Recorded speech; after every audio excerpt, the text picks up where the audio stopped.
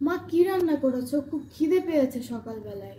এই যে ভর্তা ভাত করেছি, দেখ এই দেখ বাড়ির চালের ধোয়া ওঠা গরম ভাত। এই দেখ আমি নিয়ে বসেছি ডিম ভাজা, একদম কড়া করে মুচমুচে করে ডিম ভাজা, আলু ভর্তা, করলা ভাজা, আর এই যে চিংড়ি মাছ দিয়ে ঝিঙের তরকারি। একটু এই খেয়ে। মা, সকালবেলায় ভর্তা ভাত খেতে হবে? রুটি বানাওনি? না, রুটি করিনি, এটা একটু খেয়ে দেখ বাবু, অনেক মজা। একেবারে মোচমোচা করে ডিমটা ভাজি করছে আলু ভর্তার সাথে খাবো বলে। খেয়ে দেখ, একগাল নিয়ে দেখ, অনেক মজা। দেখি দাও তো।